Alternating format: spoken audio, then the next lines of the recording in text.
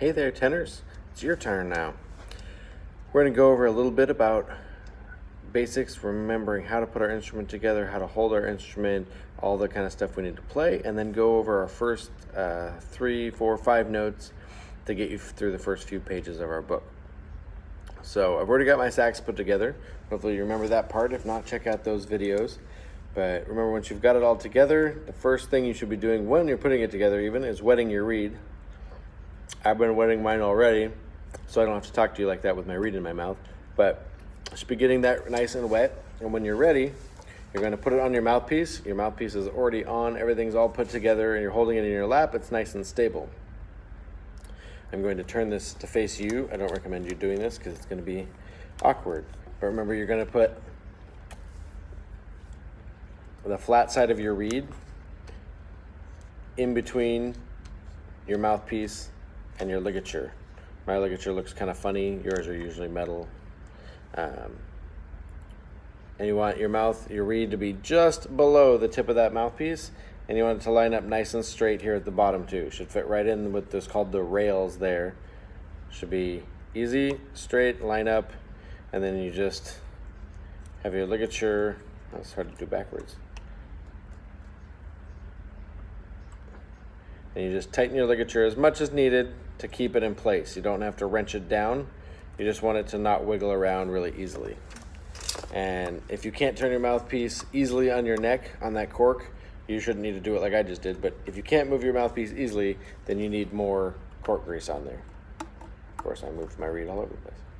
Once you've got your reed all set, you're good to go. Hopefully you've been practicing those mouthpiece exercises that are on the YouTube, on our playlist there.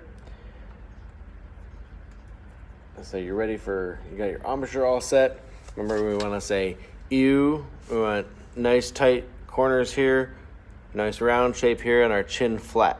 Shouldn't be a lot of pressure, but you need it to be secured in place. That's what's going to hold your mouthpiece in place so that when you're playing, things don't wiggle around. If I move my saxophone, it doesn't move in my mouth. If I don't have those things, it'll move all over the place, and you'll end up with you don't get nice, pretty sounds. So we don't want the second one. Hopefully that's obvious.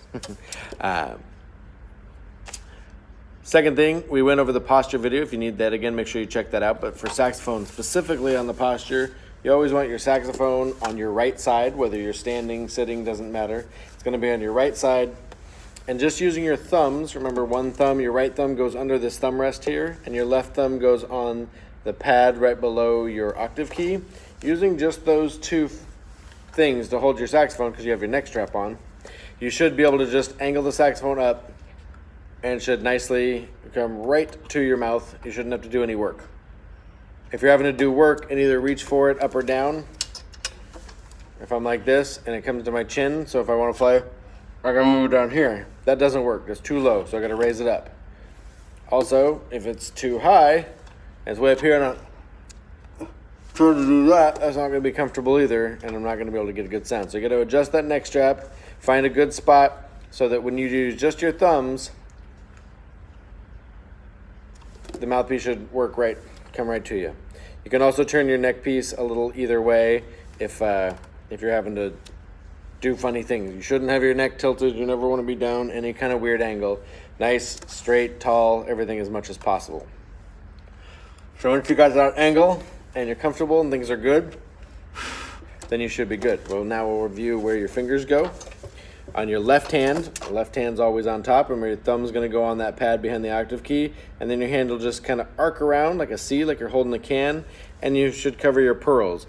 You either have a pearl up top here or you have a little gold-colored key like me. You're going to skip that first key, and you're going to put your fingers on the other three big pearls. So 1 here, skip this little guy in here, 2, and 3. That's our B, A, and G keys. So we'll either call them B, A, and G, or a lot of times we'll call it 1, 2, 3.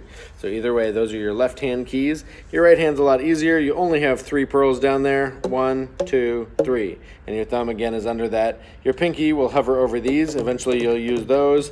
And your left pinky hovers over all of these, eventually you'll use those. Right now we don't need them. We're just going to need 1, 2, 3, 1, 2, 3, and then you have your octave key in the back, and we will be using that in this lesson here. So.